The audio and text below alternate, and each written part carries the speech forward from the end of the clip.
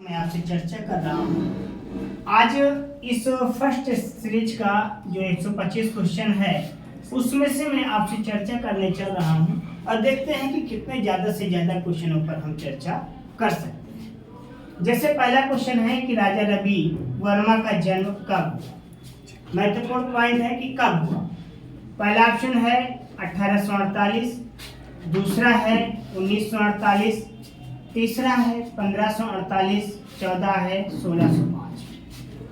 तो आपको मालूम होगा जब हम राजा रवि वर्मा की बात करते हैं इनका जन्म 1848 में होता है और कहाँ होता है कुछ इफेक्ट जान लेते हैं।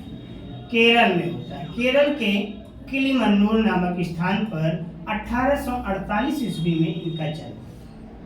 राजा रवि वर्मा की बात किया जाए तो ये मुख्यतः चित्रकला के लिए कला के क्षेत्र में विख्यात हैं।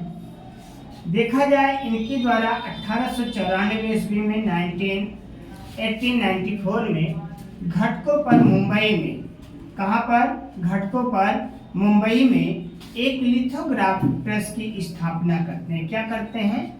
प्रेस की स्थापना करते हैं। अब इस स्थापना की बात करें तो इसका जो प्रथम चित्र होता है वो शकुंतला का जन्म होता है। क्या होता है? शकुंतला का जन्म। ये जो है इस लिथोग्राफी प्रेस का प्रथम चित्र होता है और आपसे पेपर में पूछा भी जाता है कि जो राजा रवि वर्मा ने मुंबई के घाटकोपर पर 1894 ईस्वी में लिथोग्राफ प्रेस की स्थापना की वह किसके मदद से की या कहाँ के वैज्ञानिकों की मदद से की। तो आपको मालूम होगा यह बात जर्मनी की है। जर्मनी के दो वैज्ञानिक थे या दो लोग थे जिनके माध्यम से इन्होंने यहाँ पर किया। उनका नाम जो है आप लोग कमेंट बॉक्स में कमेंट करके जरूर बताएं। देखिए कभी भी आप पढ़ते हैं ना तो ऐसा मत पढ़िए राजा रवि वर्मा का जन्म कब हुआ 1848 बार आगे बढ़ रहे नहीं।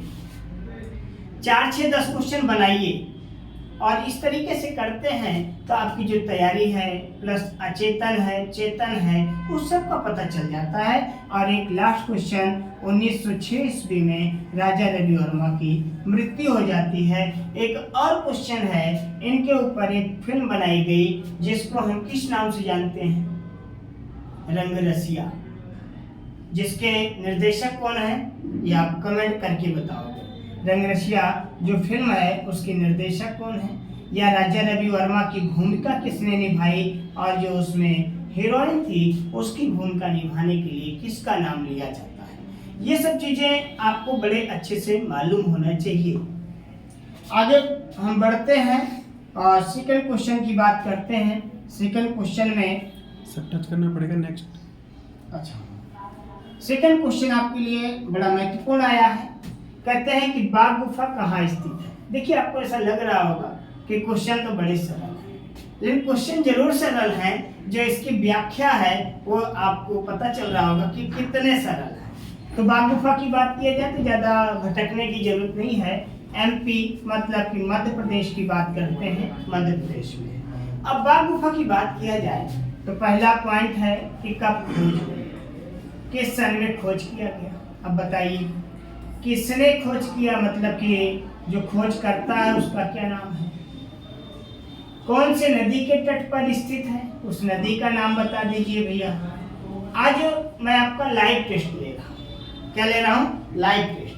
किस सन में खोज हुआ, खोजकर्ता का नाम क्या है, कौन से नदी के किनारे है, मध्य प्रदेश के किस जिले में स्थित है, किस जनपद में स्थित है, ये सारी बातें आपको मालूम होनी चाहिए। तो बाघ गुफा कितनी गुफाएं हैं ये भी बता दीजिए। जिस पहाड़ी में है उस पहाड़ी का क्या नाम है। इस क्वेश्चन का सारा क्वेश्चन मैं आपके ऊपर छोड़ रहा हूं। पुनः एक बार मैं रिपीट कर देता हूं कि मध्य प्रदेश की जो बाघ गुफा है इसकी खोज कब हुई, खोजकर्ता का नाम क्या है, किस नदी के तट पर स्थित है, किस मध्य प्रदेश के किस जिले में मतलब जनपद में स्थित है, इसमें टोटल गुफाओं की संख्या कितनी है। ये सारी बातें आज अपने अचेतन का प्रयोग करिए। जो लगातार मेरे से जुड़े हुए हैं उनके लिए यह क्वेश्चन बड़ा सरल है और बड़ा आसान है। तो आप लोग कमेंट बॉक्स में लिखिए तेजी के साथ। और आपको बड़ा फायदा भी दिखेगा इस तरीके से। तो आगे बढ़ते हैं हम यहाँ पर।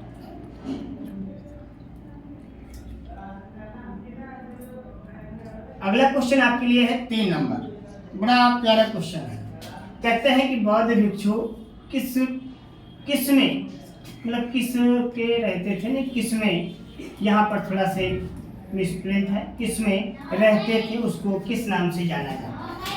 पहला है बिहार, दूसरा है मंडप, तीसरा है गांव, चौथा है गर्भगृह। जो बौद्ध भिक्षु थे उनके निवास के लिए कौन सा स्थान बनाया गया, वहां पर इस किस नाम से जाना जाता है, बिहार। आपको मालूम होगा जब हम बौद्ध की बात करते हैं तो एक होता है स्थान, वो क्या होता है, निवास की बात करता है, और उसको हम क्या कहते हैं, विहार। दूसरा है चैत्य, चैत्य को हम किस नाम से